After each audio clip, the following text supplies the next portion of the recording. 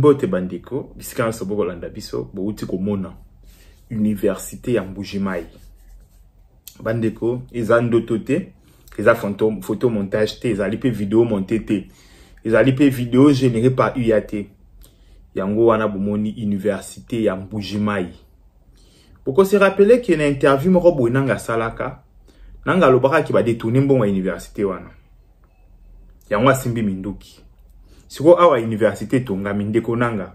Tika kasi minduki, université oyo kenda osimbe la minduki po ba détourner ki mbongo ya université Mbujimai. Yango ane tonga mito sainde. Kapona omona ke eza ba aventure. Eza ipona kwa mise galerie bandeko. Bandeko, la deuxième partie na biso, il y a incompétence, topé compétence.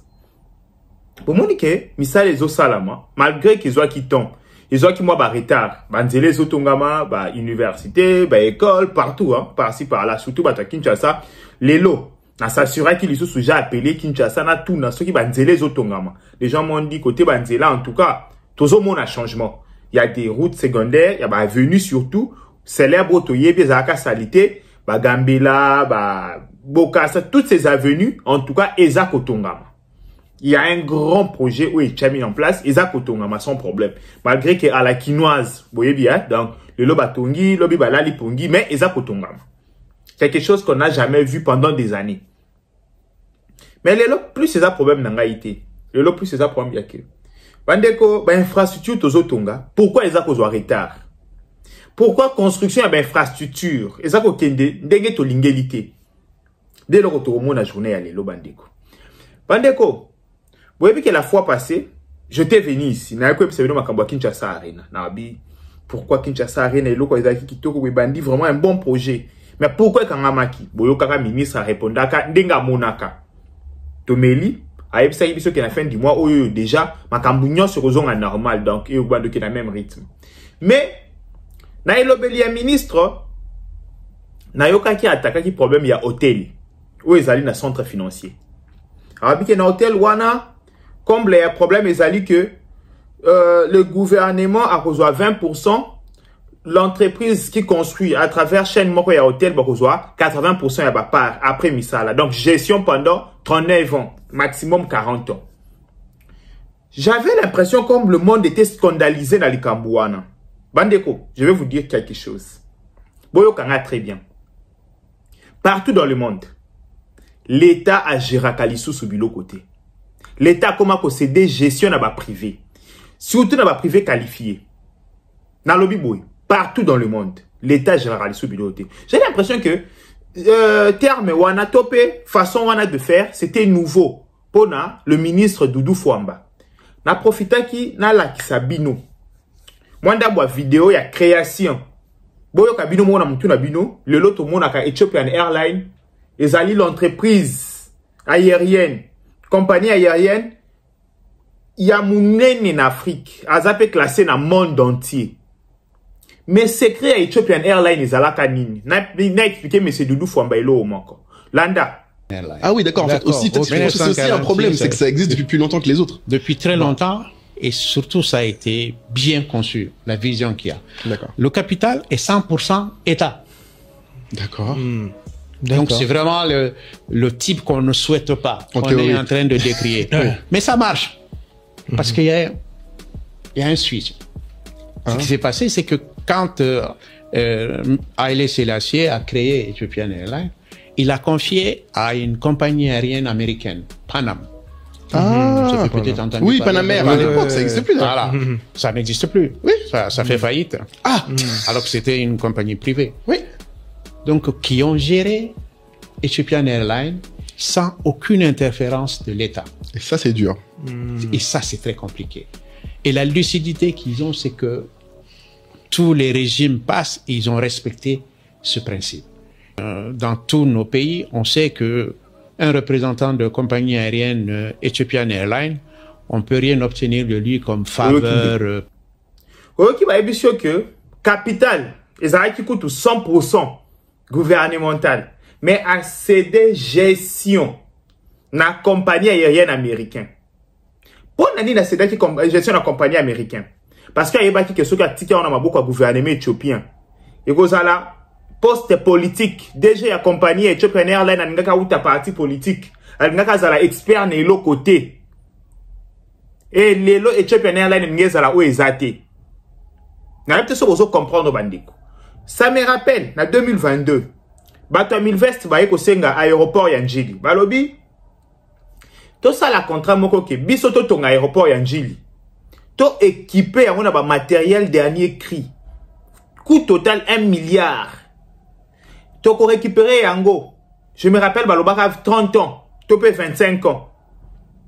Le contrat était sur 30 ou 25 ans. To ko récupérer yango pendant ces années-là. Biso to zo gestion, to gérer yango pendant le aéroport international. Na ba donc moderne. Ba Congolais ba s'indignaka na likambuana. Jamais l'État zangi mbongo kotonga aéroport te, l'État boy. Bande ko c'était en 2022. Ceux qui t'ont dit ma contrat wana. Le loan à 2000 pour 25 ans. Le loan à 2025. Déjà, tu perds de 3 ans. Tu as gagné dans 3 ans, les lots. Banga bati a 22 ans de gestion. Et même après gestion à Bango, l'État devait encore donner à une autre entreprise privée congolaise ou étranger à continuer à gérer les bisous. Parce que l'État ne peut pas gérer des entreprises bandeko. Partout, ça se voit. Et ça faible. T'as la entreprise, n'y a l'État. T'as la SNEL. Bah, on a projet d'avenir, mon côté, t'as la SNEL.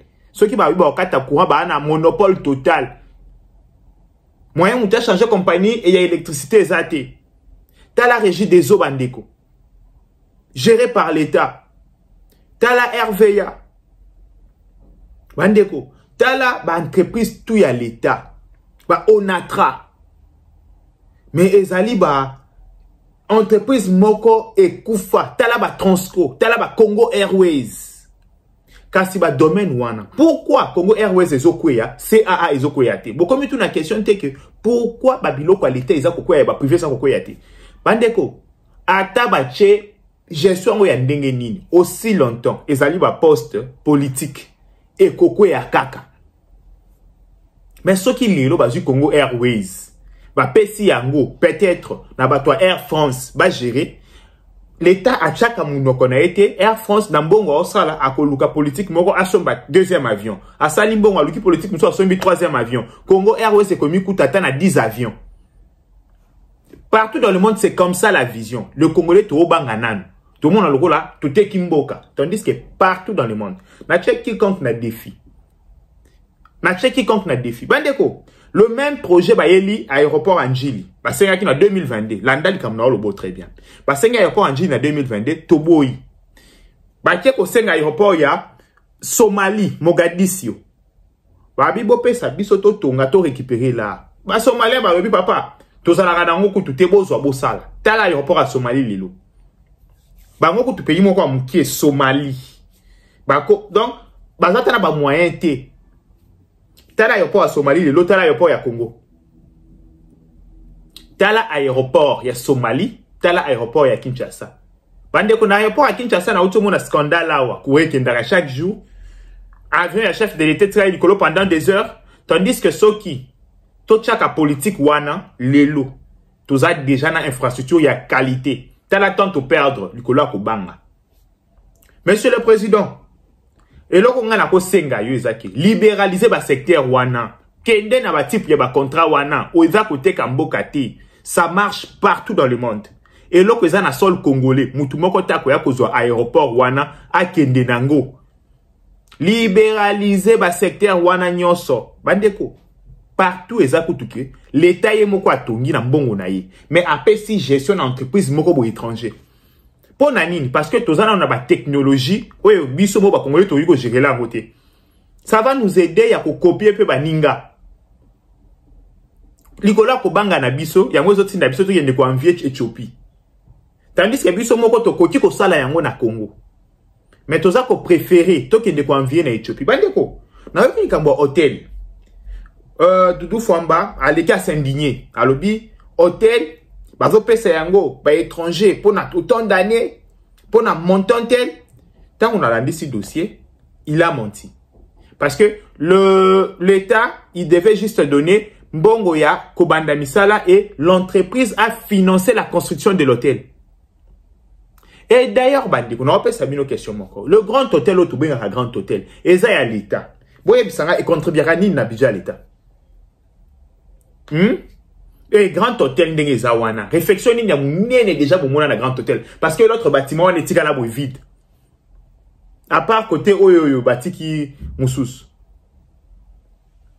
Vous voyez, bisanga. Tandis que ceux qui l'État, zalaka visionnaire, alingaka bien à la grande chaîne, le roi, Hilton. A bengi chaîne le roi Hilton, a dit ok Hilton, na tongelio dit 26 hôtels. Mais non pas ça au gestion nango. Yo zo ba bâtiment oyoyo, ça lango na ba norme ya Hilton.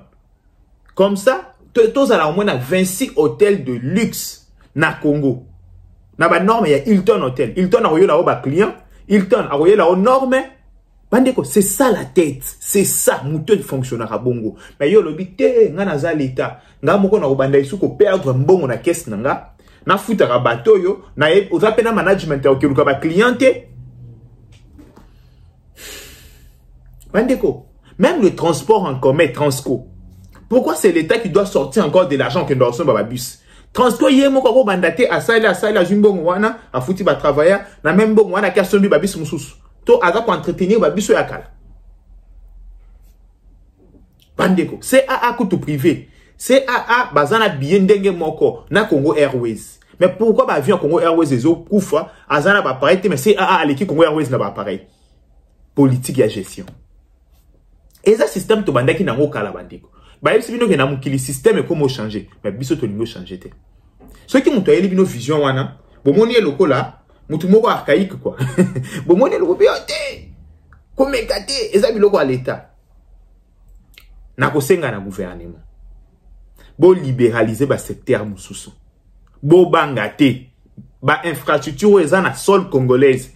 Bo libéraliser yango. Bino plus bo mekako chami suna ba intérêt congolaise. On comprend que est-ce que azako respecter loi ya travail ya ba congolais? Oui. Est-ce que azako fout ta taxe nae? Oui. Bo banga ko céder ba bâtiment ya l'État te. Bo banga te. Ezali meilleure façon que développer mboka na biso. Parce que ceux qui botiki kaka.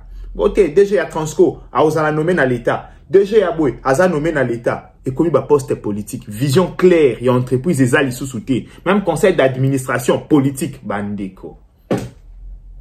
Non. Eza ko avancer bisoté. Tala kaka incident à aéroport ya Njili, fallait que Sabino da maele. Rappelle Sabino ba pays oyo ba aéroport et belé, ezana maboka ba étranger. Na ba États-Unis kuna ba aéroport et belé ezana maboka ba étranger. Ya ba privé pardon. Et belé. Ah, on met na ba Turquie, aéroport Antalya ezana maboka ba Qatarien. Entebbe oyo, Entebbe boka Entebbe, aéroport Entebbe, sont les Américains. Alors eza style à sikeye bobangate. Donc awawa nde nazo yebisa bino bandeko. C'est comme ça. Misali ezo salama, mais ba o mususu pe ko salama, tocha sérieux. Tocha sérieux bandeko. Tocha sérieux. Merci donc pour l'université à Mbujimai. Ba misusu ezo tongama. Ce qui est style na oye la bino yango. Ça sera une bonne chose. Merci bandeko. Tokuta na mbalasima pour la prochaine édition. Bye bye.